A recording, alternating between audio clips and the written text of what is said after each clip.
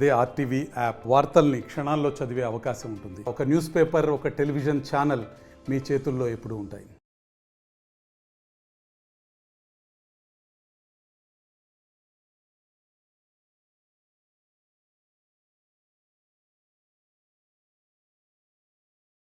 పడుతూ ఉంటాయి. వీటిలో వీధుల్లో అన్ని కూడా క్లీనింగ్ గా ఉంచాల్సినటువంటి బాధ్యత ఖచ్చితంగా మన లోకల్ పంచాయతీ మీద ఉంటుంది. అలాగే లోకల్ గ్రీన్ మిత్రాస్ కానీ వీళ్ళ మీద ఉంటుంది.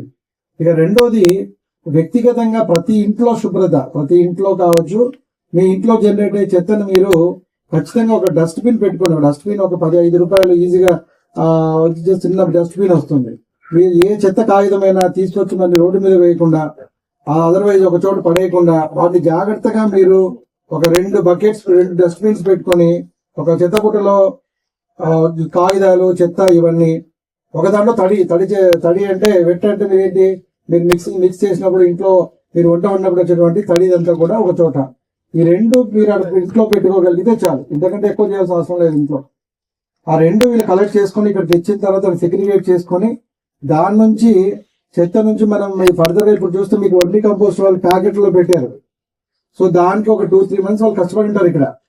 సో దాన్ని మళ్ళీ అమ్మేసి మళ్ళీ ఇక్కడ ఈ ఏదైతే షెడ్ ఏదైతే ఆపరేషన్ కి సంబంధించినటువంటి చార్జెస్ అన్ని వాళ్ళు చూసుకుంటారు. అంటే అల్టిమేట్ గా ఇదేమవుతుందంటే మనం క్రియేట్ చేసిన చెత్తనే మళ్ళీ మనం ఒక సంపద లాగా క్రియేట్ చేస్తున్నాం. ఇది కాన్సెప్ట్.